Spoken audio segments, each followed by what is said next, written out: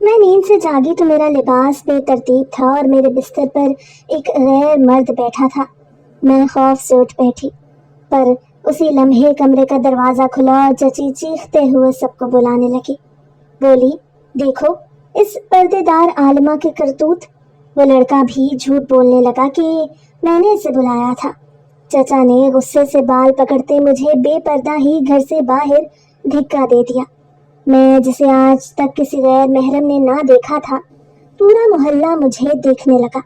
जब एक बुजुर्ग ने मेरे ऊपर चादर डाली, चची मुस्कुरा कर मुझे देखने लगी। मैं उस नेक बुजुर्ग के साथ उसके घर चली गई, पर अल्लाह से इंसाफ मांगने लगी।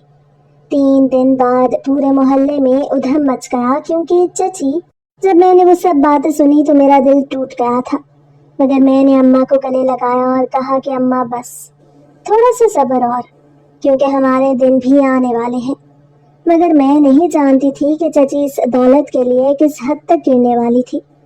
कि इसका फैसला होने में चंद ही दिन रहते थे, जब अम्मा अब्बा की कब्र पर गई हुई थी और मैं मदरसे से घर वापस आकर आराम करने बिस्तर पर लेटी थी।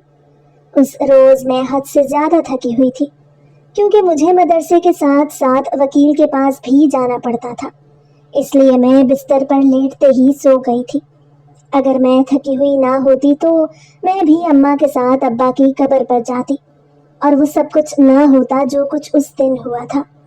जब मैं नींद से जागी तो मेरा लिबास बेतरतीब था और मेरे बिस्तर पर एक गैर मर्द बैठा था।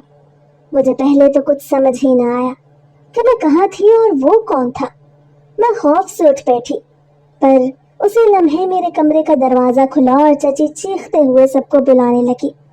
वो चीख चीख कर कह रही थी कि देखो तो जरा इस पर्देदार आलिमा के करतूत। मैं मुंह खोले हैरत का मुजस्मा बनी बैठी थी। मैं कभी उस लड़के की तरफ देखती जो मेरे बिस्तर पर बैठा मुझे गंदी नजरों से घूर रहा था, और कभी मैं चची को देखती जो न जाने मेरे खिलाफ क्या कुछ कहती जा रही थी। वो लड़का भी झूठ बोलने लगा था कि मैंने ही उसे बुलाया था। इससे पहले कि मैं उस लड़के का गिरबान पकड़कर उससे हकीकत जानने की कोशिश करती, वो रफू चक्कर हो गया। चची का वावेला सुनकर सभी लोग जमा हो गए थे, मगर अम्मा अभी तक वापस ही नहीं आई थी। चाचा भी मुझसे सख्त लहजे में सवालात पूछने लगे कि मेरा उस लड़के से क्या ताल्लुक था, मगर मैं हक्का बक्का बैठी उनको यकीन दिलाने की कोशिश कर रही थी कि मैं उस लड़के को नहीं जानती थी। चचा ने मेरे मुंह पर एक जोरदार थप्पड़ मारा और मुझे कहने लगे कि अगर मैं उसको जानती नहीं थी तो मेरे कमरे में मेरे ही बिस्तर पर मेरी इजाजत के बगैर क्या कर रहा था। इस सवाल का जवाब तो मेरे पास भी नहीं था। जब मेरा कमरा अंदर से ही बंद था तो वो मेरे कमरे में कैसे आ गया था। मगर इस सवाल का जवाब चची के पास था। वो जरूर बता सकती थी कि आखिर वो लड़का कौन था, क्योंकि मेरे कमरे को सबसे पहले उन्होंने ही तो खोला था। मगर उस वक्त किसी ने मुझे मौका ही न दिया कि मैं उस लड़के से या चची से कुछ भी पूछ सकती। चचा ने मेरी कोई भी बात का यकीन किए बगैर गुस्से से मेरे बाल पकड़कर मुझे बेपर्दा ही घर से बाहर धिक्का दे दिया था। मैं तो वो लड़की थी जिसे कभी किसी गैर महरम ने दुपट्टे के बगैर देखा तक ना था। उस रोज पूरे मोहल्ले ने मुझे बेपर्दा हालत में देखा। बाहर मोहल्ले में इतना तमाशा लग चुका था कि जल्द ही अम्मा को भी खबर हो गई और वो भी भागती हुई आ गई थी। उनके आने से पहले ही मोहल्ले के एक बुजुर्ग ने मुझे चादर दी और मुझे अपने साथ चलने के लिए कहा। उन बुजुर्ग के साथ जाने से पहले मैंने एक आखिरी बार चची की तरफ इस उम्मीद से देखा कि शायद वो कुछ कह देती, शायद उनको अपनी गलती का एहसास हो गया होता। मगर वो मेरी तरफ ही देख रही थी और ऐसे मुस्कुरा रही थी जैसे वो अपने किसी मकसद में कामयाब हो गई थी। और तब मुझे सारी हकीकत समझ में आ गई। मुझे सब समझ में आ गया था कि मेरा नाम नताशा है और मेरा ताल्लुक मर्दान से है। मैं अपने अम्मा अब्बा के साथ एक बड़े से घर में रहती थी। मैंने होश संभालते ही घर में दौलत की रेल पेल देखी थी। मेरे दादा का दुबई में बिजनेस था। वहां पर उनके 3 बड़े रेस्टोरेंट्स थे, जहां से हर महीने बहुत पैसे आते थे। दादा अब्बू के 2 ही बेटे थे, जिनमें से मेरे अब्बा बड़े थे और उनके एक छोटे भाई थे। हमारे घर में दुनिया की हर दौलत, हर आसाइश मौजूद थी। चचा की और अब्बा की शादी भी दादा ने एक साथ ही कर दी थी और जल्द ही अपनी जिम्मेदारी से सुबकदोश हो गए थे। उन्होंने अब्बा और चाचा को बहुत बार कहा कि वो उनके दुबई के कारोबार को संभालते, मगर उन दोनों ने घर वालों से दूर जाने से इनकार कर दिया था, जिसकी वजह से दादा का चक्कर लगाना पड़ता। दादा अबू ने बहुत मुश्किल से अपने कारोबार को चलाया और चाहते थे कि उनके बेटे उनके कारोबार को चलाने के साथ साथ मजीद फैलाते, मगर अब्बा पाकिस्तान में रहकर ही कुछ करना चाहते थे। जबकि दादा का कहना था कि अब्बा पाकिस्तान से बाहर नहीं जाएंगे तो वो चचा को भी अकेले नहीं भेजेंगे, क्योंकि चचा की तबीयत में थोड़ी बहुत लापरवाही थी और दादा को लगता था कि उनकी लापरवाही से उनका बना बनाया कारोबार खराब हो जाएगा। इसलिए वो अपना सारा बिजनेस चचा के हवाले करने को बिल्कुल भी तैयार ना थे, बल्कि अब्बा को ही कायल करने में लगे रहते कि वो पाकिस्तान से बाहर जाने के लिए मान जाते। दादा जब भी दुबई से आते तो हमारे लिए बहुत से तोहफे तहाइफ और अपने साथ दुबई की कहानियां लेके आते। हर बार उनके पास एक नई उम्मीद होती कि शायद अब की बार वो अपने बेटे को मना लेंगे, मगर हर बार उनको मायूसी का सामना करना पड़ता, क्योंकि अब्बा हमेशा उन्हें यही जवाब देते कि वो अपने खानदान और शहर को छोड़कर कहीं नहीं जा सकते। दादा भी अब्बा की बात सुनकर फिर खामोश हो जाते, लेकिन उनकी आंखों में छुपी मायूसी साफ नजर आती। चचा का भी एक ही बेटा था जो मेरी ही उम्र का था। अयाज मुझसे एक साल बड़ा था और उसकी आदत में भी चचा की तरह लापरवाही थी। मैं छोटी थी मगर एक हसास दिल रखती थी। दादा अबू की आंखों में वो मायूसी देखकर मेरा दिल दुखता था और मैं सोचती थी कि जब मैं बड़ी हो जाऊंगी तो मैं अपने दादा का साथ दूंगी। मैं खुद उनके रेस्टोरेंट्स में काम सीखूंगी और उनके वो सब ख्वाबों को पूरा करने में उनकी मदद करूंगी जो अब्बा पूरा नहीं कर सके थे। लेकिन वो तो सिर्फ एक नन्ही बच्ची के ख्यालात थे जिन्हें घर में कोई संजीदगी से नहीं लेता था। वक्त गुजरता गया और दादा अबू की सेहत आहिस्ता आहिस्ता गिरने लगी। वो अब महीने में 3 नहीं बल्कि सिर्फ 2 बार ही दुबई जाते और फिर सिर्फ 1 बार, और इस वक्त मैं 14 साल की थी जब एक दिन ऐसा आया जब उन्होंने दुबई का आखिरी चक्कर लगाया, क्योंकि अब की बार दुबई से वापसी पर उनकी तबीयत कुछ ज्यादा ही बिगड़ गई और डॉक्टरों ने बताया कि उनका दिल कमजोर हो चुका है और उन्हें सफर के बजाय आराम की जरूरत थी। दादा की तबीयत के बारे में सुनकर पूरे घर में खामोशी छा गई। हमारे बड़े से घर में दौलत की चमक दमक तो बाकी थी ही, मगर उसके पीछे जो सायादार दरख्त था वो अब गिरने के करीब था। अब्बा और चचा ने हर मुमकिन कोशिश की कि दादा का हर तरह से ख्याल रख सकते और उनको मुकम्मल आराम देते। एक दिन दादा अबू ने अब्बा और चचा को अपने पास बुलाया और मैं दरवाजे के पीछे छुपी सब सुन रही थी। दादा अबू अब्बा और चचा को एक बार फिर वो सब बातें समझा रहे थे जो मैं शुरू से ही सुनती आ रही थी। उस रोज भी दादा अब्बू कह रहे थे कि मैंने सारी उम्र तुम दोनों के लिए कमाई की, लेकिन अगर तुम दोनों ने अब भी इस कारोबार को ना संभाला तो वो सब कुछ जो मैंने बनाया खत्म हो जाएगा। दादा अब्बू की आवाज कमजोर थी मगर उनका लहजा वैसा ही उनके इरादे के जैसा मजबूत था। दादा की बातें सुनकर अब्बा ने नजरें झुकाई, लेकिन चचा चाहते थे कि वो दुबई जाए, मगर वो तब तक नहीं जा सकते थे जब तक अब्बा जाने के लिए राजी ना हो जाते। इसलिए वो भी बस अब्बा की तरफ एक मायूस कुन निगाह डाल के रह गए। उसी रात मैंने अम्मा से कहा कि अम्मा, क्या मैं दादा अब्बू के रेस्टोरेंट संभाल सकती हूँ? अम्मा ने चौंक के मेरी तरफ देखा और फिर मुस्कुरा के कहने लगी, तुम अभी बच्ची हो और वैसे भी ये सब काम लड़कों के होते हैं। अम्मा का वो जुमला मेरे दिल पर तीर बन के लगा।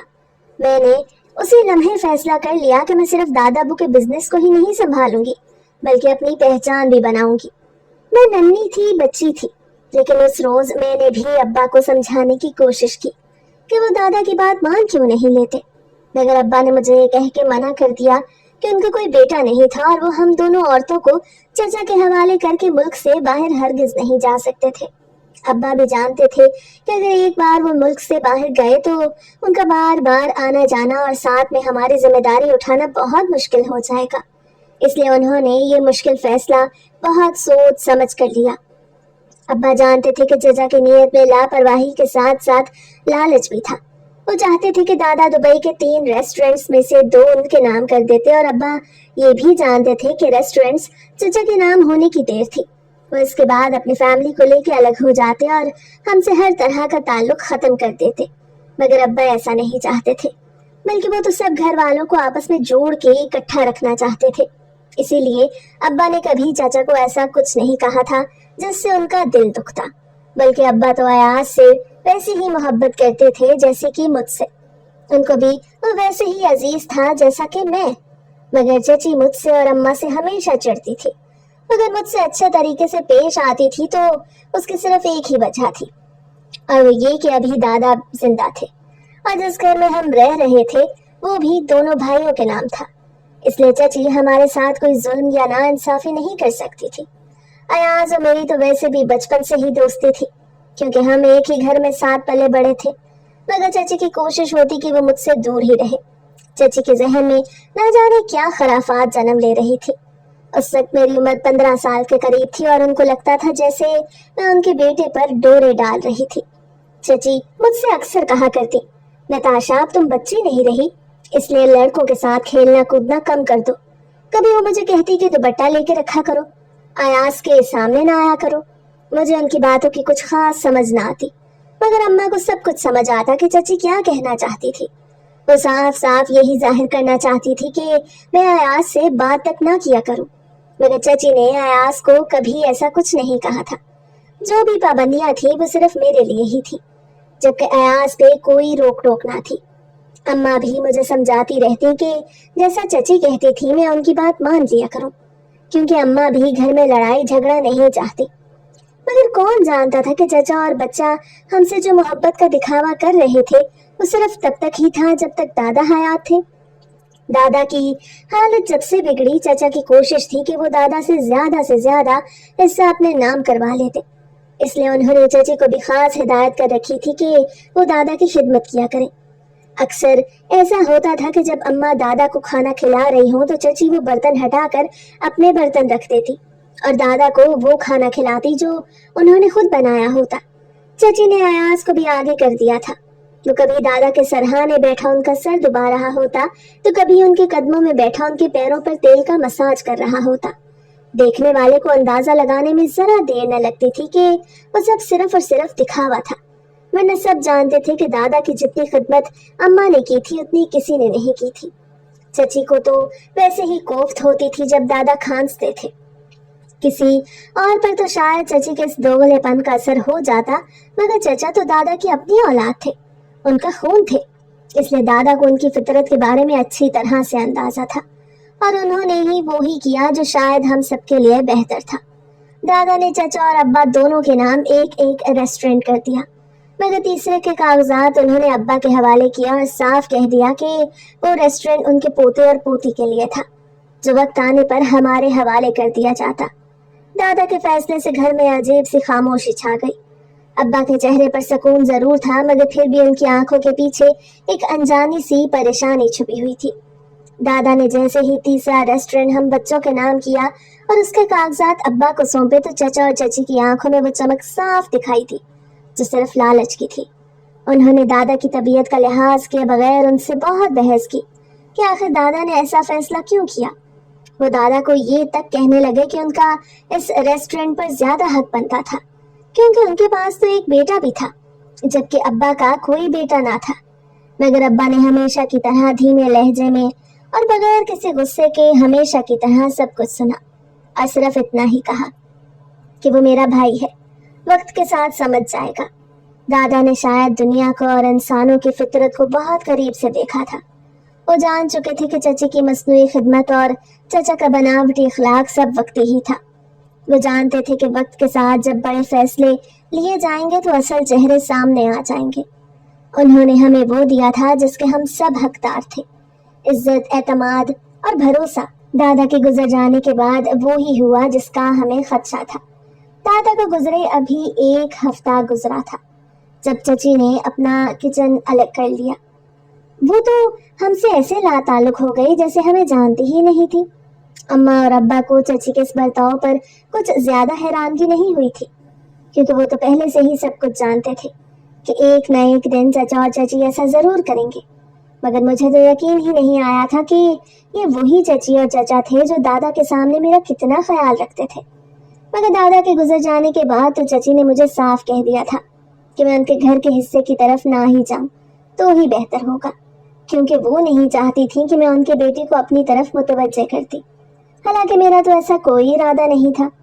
चची के इस रवैये ने मुझे जैसे अंदर से तोड़ कर रख दिया। मैंने कभी उनके बेटे अयाज को इस नजर से नहीं देखा था। ہم تو بچپن سے ایک ساتھ کھیلے تھے، اسکول میں بھی ایک ساتھ ہی جاتے تھے، اور بس اتنی سی ہی تو دوستی تھی ہماری۔ مگر چچی نے جیسے میرے وجود کو ہی آلودہ سمجھ لیا۔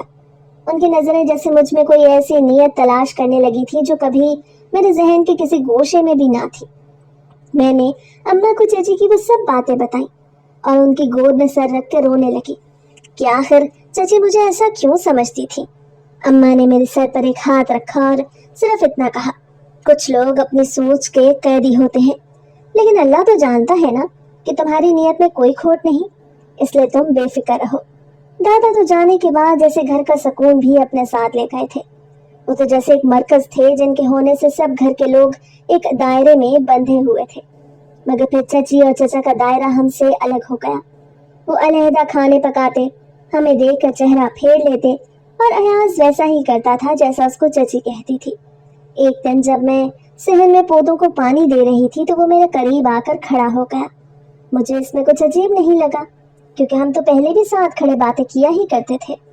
تب وہ کہنے لگا کہ میں نے اماں کو منع بھی کیا تھا، پر وہ بس سمجھتی نہیں۔ تم جانتی ہو نا کہ میں ایسا کچھ نہیں سوچتا جیسا اماں کہتی ہیں۔ میں نے گردن جھکائے بس اتنا ہی کہا تھا کہ پتھر جب دریا کا راستہ روکے تو دریا رکتا نہیں بلکہ راستہ بدل لیتا ہے۔ اس کے بعد میں نے خود کو ایک نئے معمول کے حوالے کر دیا۔ ابا ہمیشہ سے چاہتے تھے کہ میں میٹرک کرنے کے بعد قرآن حفظ کر سکوں، مگر میرا حافظہ تھوڑا کمزور تھا، اس لیے میں قرآن حفظ تو نہیں کر سکی، لیکن میں نے 4 سالہ عالمہ فاضلہ کا کورس ضرور کر لیا تھا، اور تبھی مجھے سمجھ آئی کہ مجھے ہر نامحرم سے پردہ کرنا چاہیے۔ ایاز بھی تو انہی میں سے ایک نامحرم تھا، تو اس لیے میں نے خود ہی اس کے سامنے جانا چھوڑ دیا۔ اس طرح سے چچی کا مسئلہ بھی حل ہو گیا، اور میں بھی نئے نئے مسائل کے بارے میں جاننے لگی تھی۔ مجھے معلوم ہونے لگا تھا کہ میرے لیے کیا ٹھیک تھا اور کیا غلط۔ جب میں نے خود کو دین کی طرف مائل کیا تو مجھے دنیا کی کوئی پرواہ ہی نہیں رہی۔ مجھے اس بات سے کوئی فرق ہی نہیں پڑتا تھا کہ چچی اور چچا میرے بارے میں کیا سوچتے تھے یا ان کا ہمارے ساتھ کیسا سلوک تھا، بلکہ مجھے اس وقت صرف اپنے اماں ابا کی ہی فکر رہنے لگی تھی، اور میں ان کے بارے میں یہ سوچ کر پریشان رہنے لگی تھی کہ مجھے تو وہ گھر سے رخصت کر دیں گے، پھر میرے جانے کے بعد آخر ان کا خیال کون رکھے گا۔ مگر میں نے شاید کچھ زیادہ ہی دور کا سوچ لیا تھا، جبکہ قسمت کو تو شاید کچھ اور ہی منظور تھا۔ ابا دبئی ریسٹورنٹس کا کام دیکھنے گئے تھے اور کبھی واپس آ ہی نہیں پائے تھے، کیونکہ ان کا پلین کریش ہو گیا تھا، اور وہ مجھے اور اماں کو چچا کے بے رحم رویے پر بے آسرا چھوڑ کر چلے گئے تھے۔ ابا کی موت کا چچا کو تو بہت فائدہ ہوا تھا، کیونکہ تیسرے ریسٹورنٹ کے کاغذات جو کہ دادا نے ابا کے حوالے کیے تھے وہ چچا کے قبضے میں آ گئے، اور وہ چاہتے تو ان کاغذات کے ساتھ بہت بڑی تبدیلی بھی کر سکتے تھے۔ ابا کے جانے کی خبر ایک زلزلے کی طرح ہم پہ گری تھی۔ Plane crash. اماں نے کئی بار یہ الفاظ دہرائے تھے جیسے ان کو یقین ہی نہیں آ رہا تھا۔ مجھے یاد ہے کہ ابا کے جانے کے بعد ہم ماں بیٹی جیسے ایک خالی مکان بن کے رہ گئے تھے۔ ابا کی وہ آواز، وہ ہنسی، ان کے وہ چھوٹے چھوٹے مشورے، وہ سب جیسے ہوا میں تحلیل ہو گئے تھے۔ مگر جو چیز باقی بچی تھی وہ تھی چچا کی نگاہوں میں چھپا ہوا لالچ۔ ابا کی تدفین کے کچھ ہی دن بعد چچا نے اماں کو رسمی تعزیت کے بعد صاف کہہ دیا تھا کہ اب تو یہ گھر بھی ہمیں تقسیم کرنا ہوگا، آخر میں اکیلا وارث جو بچا ہوں۔ اماں نے بھی خاموش رہنا بہتر سمجھا، مگر میں جان گئی تھی کہ وہ لالچی تھے اور ابا کی غیر موجودگی کا پورا فائدہ اٹھانا چاہتے تھے۔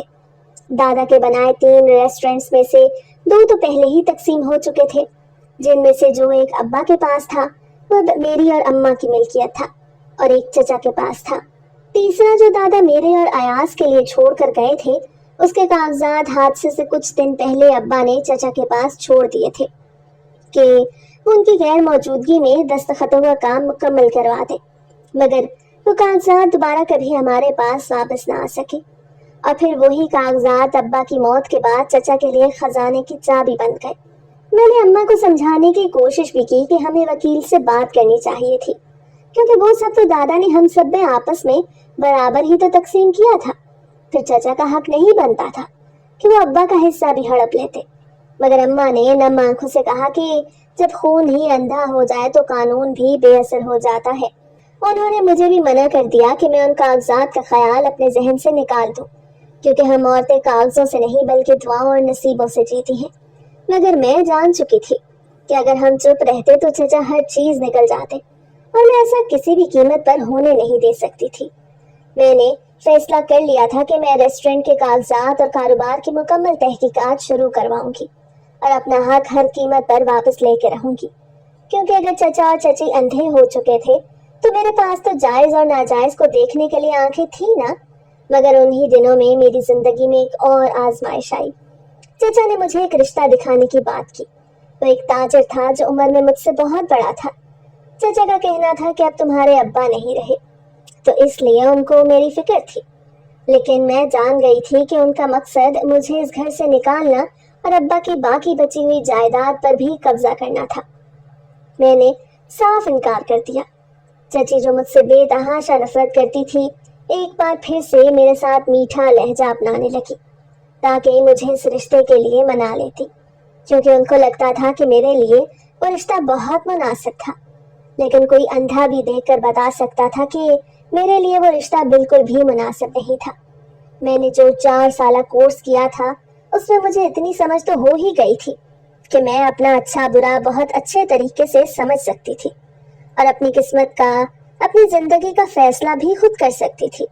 मगर चचा और चची तो बस ये चाहते थे कि मैं अपनी जिंदगी का हर फैसला उनके हवाले कर दूं और वो मुझे जैसा कहते मैं चुपचाप आंखें बंद करके उनकी हर बात मान लूं।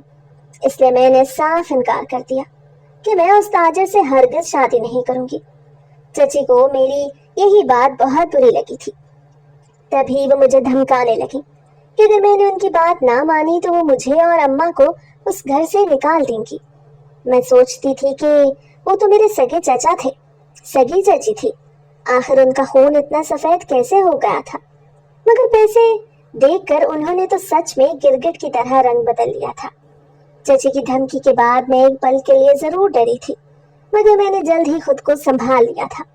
मुझे इल्म था कि अगर मैं एक कदम पीछे हटी तो ये लोग मुझे और अम्मा को रोंद डालेंगे। चची के अल्फाज जैसे मेरे कानों में मुसलसल गूंज रहे थे कि अगर तुमने हमारी बात ना मानी तो हम तुम दोनों माँ बेटी को घर से निकाल बाहर करेंगे। वो जुमला मेरे दिल में तीर की तरह लगा था, मगर उसी लम्हे मेरे अंदर की लड़ाका लड़की ने भी जन्म लिया। मैंने कुरान और सुन्नत से जो इल्म हासिल किया वो मुझे ना सिर्फ सब्र सिखा रहा था बल्कि हक के लिए डट कर खड़े होने का हौसला भी दे रहा था। मैंने फैसला कर लिया कि मैं अपना हक लूंगी और इसके लिए कानूनी रास्ता अपनाऊंगी। मगर सोचने और अमल करने के दरमियान एक तवील फासला था जिसे तय करने के लिए मेरे पास ना तो वक्त था और ना ही वसाइल, क्योंकि रेस्टोरेंट से आने वाली कमाई में से चचा हमें सिर्फ 30% ही देते थे, जबकि 70% अपने पास रखते थे। मैंने ठान लिया था कि मैं अपना हक लेने के लिए अदालत का दरवाजा जरूर खटखटाऊंगी। अम्मा को मैंने बताया कि मैं अब्बा की जायदाद के हक के लिए कोशिश करने जा रही हूँ। उन्होंने पहले तो डर के मुझे रोका, मगर जब मेरी आंखों में अज़म देखा तो खामोश हो गई। हमारे पुराने जानने वाले वकील थे जो दादा के बहुत अच्छे दोस्त थे और अब्बा का भी उनसे मिलना जुलना था। उन्होंने तफसील से मुझे सारा कानूनी तरीकाकार समझाया और कहा कि अगर अब्बा के नाम पर जायदाद है और वो वसीयत के बगैर चले गए तो उनकी जायदाद पर मेरा और अम्मा का पूरा हक था। मैंने जायदाद से मुतल्लिक तमाम कागजात को इकट्ठा करना शुरू कर दिया। चचा की नज़र मुझ पर थी। उन्होंने महसूस कर लिया था कि मैं कुछ करने वाली हूँ। वो अब खुलकर मेरे खिलाफ हो चुके थे। एक दिन उन्होंने मुझे अपने सामने बिठाकर कहा कि जो होना था वो हो गया, मगर तुम लड़की हो इसलिए तुम्हारे लिए यही बेहतर है कि तुम अपना घर बसाओ और इन बातों में ना पड़ो, क्योंकि ये सब तो मर्दों के काम है। मैंने उनकी आंखों में आंखें डालकर उनको ही उनके लहजे में जवाब दिया कि अगर बेटी होना जुर्म होता तो अल्लाह बेटियों को भी विरासत में हिस्सा ना देता। इसलिए दीन ने मुझे जो हक दिया है वो मैं लेकर रहूंगी। वो मेरी बात सुनकर झुंझुला उठे, मगर मेरी बात का जवाब न दे सके। एक दिन जब मैं घर से वकील के पास जा रही थी तो रास्ते में एक मोटरसाइकिल मेरे करीब आके रुकी। पीछे से किसी ने मेरी चादर खींचने की कोशिश की। मैंने चीख मारी तो वो लड़के भाग गए। मुझे अंदाजा हो गया कि मुझे डराने की कोशिश की जा रही थी ताकि मैं चचा पर केस न करती। मैं घर वापस आई तो चची कहने लगी کہ یہی ہوتا ہے جب لڑکیاں باہر گھومتی پھرتی ہیں۔ اگر تمہارے ابا ہوتے تو تمہیں گھر سے باہر قدم نہ رکھنے دیتے، مگر میں نے ان کی بات کا کوئی جواب نہ دیا۔ میں جان چکی تھی کہ یہ سب ان کا ہی کیا دھرا تھا۔ جب وہ مجھے نہ روک سکے تو اب وہ میرے حوصلے کو توڑنے کی ہر ممکن کوشش کر رہے تھے، مگر وہ نہیں جانتے تھے کہ میں ایک پختہ ارادہ کر چکی تھی۔ انہی دنوں میں وکیل نے مجھے خوشخبری سنائی کہ ابا نے ایک ریسٹورنٹ کے کاغذات اپنے دستخط کے ساتھ بینک لاکر میں رکھوائے تھے، اور ان کے نام پر ہی ابھی تک وہ جائیداد تھی۔ اگر میں عدالت میں دعویٰ کر دیتی تو میری جیت ممکن تھی۔ یہ سن کر میری آنکھوں میں آنسو آ گئے۔ مجھے لگا جیسے ابا بھی میرے ساتھ ہی تھے اور میری جنگ کو اپنی دعاؤں سے سہارا دے رہے تھے۔ میں نے فوراً عدالت میں دعویٰ دائر کرنے کے لیے درخواست دے دی۔ چچا نے جب یہ سنا تو وہ غصے سے پاگل ہو گئے۔ انہوں نے اماں پر دباؤ ڈالنا شروع کر دیا۔ ان کے خلاف محلے میں جھوٹے الزامات پھیلانے لگے۔ ایک دن تو انہوں نے اماں کو سب کے سامنے تانے دیے کہ تمہاری بیٹی تو گھر کا سکون برباد کر رہی ہے، کل کو کسی کے ساتھ بھاگ گئی تو ہمیں الزام نہ دینا۔ جب میں نے وہ سب باتیں سنی تو میرا دل ٹوٹ گیا، مگر میں نے اماں کو گلے لگایا اور کہا کہ بس تھوڑا سا صبر اماں، کیونکہ ہمارے دن بھی آنے والے ہیں۔ مگر میں نہیں جانتی تھی کہ چچی اس دولت کے لیے کس حد تک گرنے والی تھی۔ کیس کا فیصلہ ہونے میں چند ہی دن رہتے تھے جب اماں ابا کی قبر پر گئی ہوئی تھی اور میں مدرسے سے گھر واپس آ کر آرام کرنے بستر پر لیٹی تھی۔ اس روز میں حد سے زیادہ تھکی ہوئی تھی، کیونکہ مجھے مدرسے کے ساتھ ساتھ وکیل کے پاس بھی جانا پڑتا تھا، اس لیے میں بستر پر لیٹتے ہی سو گئی تھی۔ اگر میں تھکی ہوئی نہ ہوتی تو میں بھی اماں کے ساتھ ابا کی قبر پہ جاتی اور وہ سب کچھ نہ ہوتا جو کچھ اس دن ہوا تھا۔ جب میں نیند سے جاگی تو میرا لباس بے ترتیب تھا۔ میرے بستر پر ایک غیر مرد بیٹھا تھا۔ مجھے پہلے تو کچھ سمجھ نہ آیا میں کہاں تھی اور وہ کون تھا۔ میں خوف سے اٹھ بیٹھی، پر اسی لمحے میرے کمرے کا دروازہ کھلا اور چچی چیختے ہوئے سب کو بلانے لگی۔ وہ چیخ چیخ کے کہہ رہی تھی کہ دیکھو تو ذرا اس پردے دار عالمہ کے کرتوت۔ میں منہ کھولے حیرت کا مجسمہ بنی بیٹھی تھی۔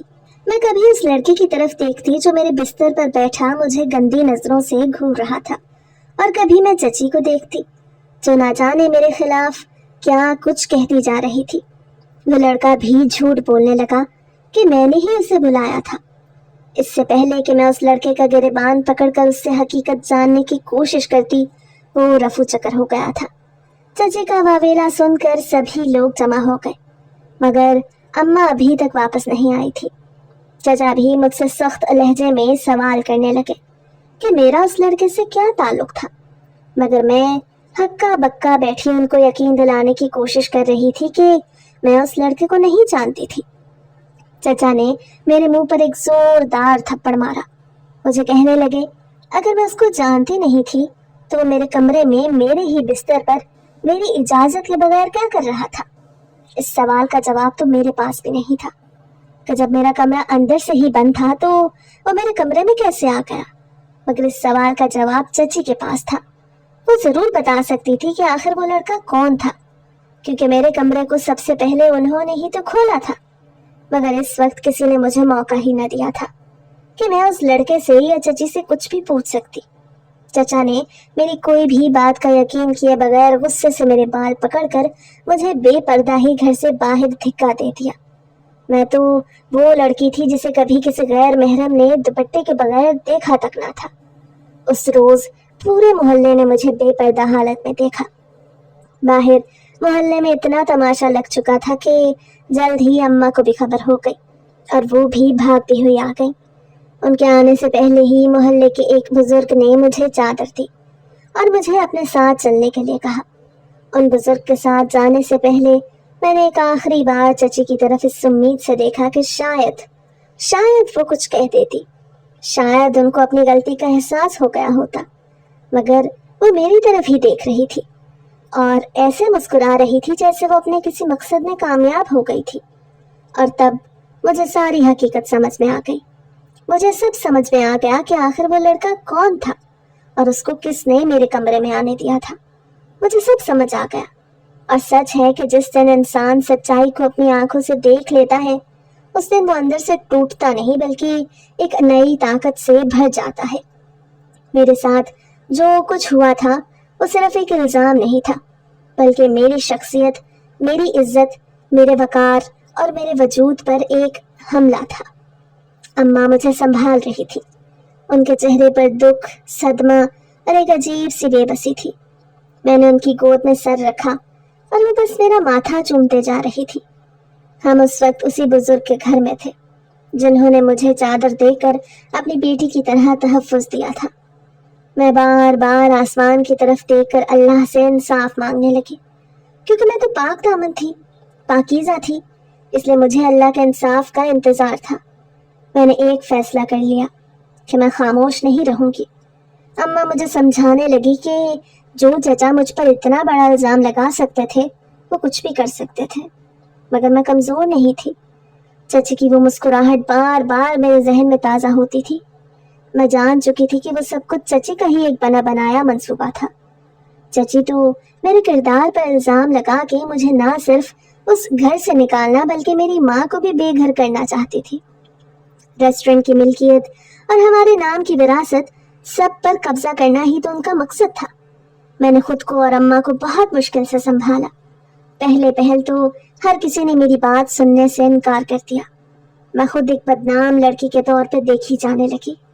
محلے والے اور یہاں تک کہ کچھ پرانے دوست بھی مجھ سے نظریں چرانے لگے، مگر میں نے ہمت نہ ہاری، ہار نہ مانی۔ یہی وہ لمحہ تھا جب میری زندگی میں ایک نیا موڑ آیا۔ وکیل فائز علی نہ صرف ایک ایماندار اور ذہین شخص تھا بلکہ وہ انسانی وقار کی بھی قدر کرتا تھا۔ اس نے مجھے کہا کہ اگر میں واقعی سچ کہہ رہی تھی تو وہ سب کچھ میرا حق تھا اور وہ عدالت سے مجھے انصاف دلا سکتا تھا۔ عدالت کا فیصلہ آنے میں زیادہ دیر نہیں لگی تھی، بلکہ 3 دن کے بعد ہی عدالت کا فیصلہ ہو گیا اور اس کے ساتھ ہی اس لڑکی کی بھی ساری حقیقت کھل کے سامنے آ گئی۔ کوئی بھی نہیں جانتا تھا کہ وہ کون تھا، سب کو بس یہی لگتا تھا کہ میں نے خود ہی اس کو بلایا تھا۔ میں بھی جاننا چاہتی تھی کہ آخر وہ کون تھا جس پر چچی نے اس حد تک اندھا اعتماد کر لیا کہ اس کو اپنے گھناؤنے مقصد کے لیے استعمال کیا، اور وہ بھی چپ چاپ تیار ہو گیا۔ عدالت سے تو مجھے انصاف مل ہی گیا، اس کے ساتھ ہی اس لڑکے کا پردہ بھی اپنے آپ فاش ہو گیا، کیونکہ 3 دن کے بعد ہی پورے محلے میں ادھم مچا ہوا تھا۔ وہ وہی لڑکا چچی کے گھر کے دروازے کے باہر کھڑا چیخ رہا تھا کہ اس کو اس کے پیسے چاہیے جو کہ چچی نے اس کو دیا نہیں تھے۔ چچی نے شاید اس کے ساتھ ایک بڑا سودا کیا تھا کہ مجھ پر الزام لگانے کے بدلے میں وہ اس کو ایک بڑی رقم دینے والی تھی، مگر میں جانتی تھی کہ چچی کی فطرت میں لالچ تھا۔ جب ان کا کام ہو گیا تو ان کو اس بات کی کوئی پرواہ نہیں رہی کہ انہوں نے اس لڑکے کو پیسے بھی دینے تھے۔ ان کو لگا کہ شاید ان کا کام بغیر پیسوں کے ہی ہو گیا تھا، کیونکہ شاید وہ لڑکا کبھی دوبارہ اپنی بدنامی کے ڈر سے اس محلے کا رخ نہیں کرے گا۔ مگر وہ لڑکا تو 3 دن کے بعد ہی اپنے کام کے پیسے مانگنے وہاں آ گیا، اور پیسے نہ ملنے پر چیخ چیخ کر اس نے محلے والوں کو ساری حقیقت بتا دی، اور میں اپنی بے گناہی ثابت کیے بغیر ہی بے گناہ ثابت ہو گئی۔ اس دن محلے کی گلی میں عجیب سا شور تھا۔ چچی کے دروازے کے سامنے لوگ جمع ہو چکے تھے۔ وہی لڑکا جو مجھے بدنام کر کے غائب ہوا تھا وہ چچی کی دہلیز پہ کھڑا چیخ چیخ کر سب کو سچائی بتا رہا تھا۔ تو مجھے اسی عورت نے چابی دی تھی۔ اس نے کہا تھا کہ میں بغیر کسی ڈر کے اندر چلا جاؤں، ایک لڑکی کو بدنام کرنا ہے۔ مجھ سے وعدہ کیا گیا تھا کہ 50,000 ملیں گے، مگر اب کہتی ہے کہ کچھ نہیں ملے گا۔ محلے والے ہکا بکا اس لڑکے کو دیکھ رہے تھے۔ چچا اس وقت گھر پہ نہیں تھے۔ میرے لیے وہ لمحہ ایک عجیب سا انتقام تھا جو میں نے خود نہیں لیا تھا، مگر وقت نے میرے لیے لیا تھا۔ میں عدالت میں بھی جیت چکی تھی اور میری عزت بھی بچ گئی تھی۔ اماں کے چہرے پر بھی سکون تھا۔ محلے والوں کو جیسے شرمندگی نے گھیر لیا تھا۔ وہ سب جو 3 دن پہلے تک مجھے لعنتیں دیتے رہے اب نظریں چرا کر افسوس کا اظہار کرنے لگے۔ چچی کے جھوٹے بیانات، چچا کی چالاکیاں اور اس لڑکے کی گواہی، سب کچھ فائز نے جوڑ کر ایک اور مضبوط کیس بنا دیا تھا۔ پھر وہ دن آیا جس کا مجھے انتظار تھا۔ چچا پر بھی جھوٹی گواہی اور جائیداد ہتھیانے کی سازش کا مقدمہ ثابت ہو چکا تھا۔ انہیں وراثت سے عارضی طور پر محروم کر دیا گیا۔ مجھے انصاف مل چکا تھا۔ میں نے وہ محلہ ہی چھوڑ دیا۔ اماں اور میں شہر کے کنارے چھوٹے سے فلیٹ میں آ گئے۔ آج میں خود بھی ایک وکیل ہوں۔ وہ لڑکی جسے چادر چھن جانے کا دکھ تھا اب اوروں کے لیے چادریں بن رہی ہے۔ وہ جو بے گناہ تھی مگر گناہ گار بنا دی گئی، آج سچائی کے لیے لڑ رہی ہے۔ لوگ مجھ سے پوچھتے ہیں کہ میں نے اتنی خاموشی سے یہ سب جھیل لیا، اتنی ہمت کہاں سے آئی تھی مجھ میں؟ اور میں بس یہی کہہ دیتی ہوں کہ جب سب کچھ چھن جائے تو یا تو انسان مر جاتا ہے یا پھر خود کو جیتنا سکھاتا ہے۔ آج فائز اور میں ایک دوسرے کا سہارا ہیں۔ اماں کو بھی اپنی بیٹی کے بدلتے حالات دیکھ کر سکون آ گیا، اور وہ میری چچی جو اب قید سے نکل کر ایک کونے میں بدنامی اور گمنامی کی زندگی گزار رہی ہیں۔ میں نے اتنی طاقت ہونے کے باوجود بھی چچا کو ایاز کا حصہ واپس کر دیا، کیونکہ میں ان کی طرح بے ایمان نہیں ہوں۔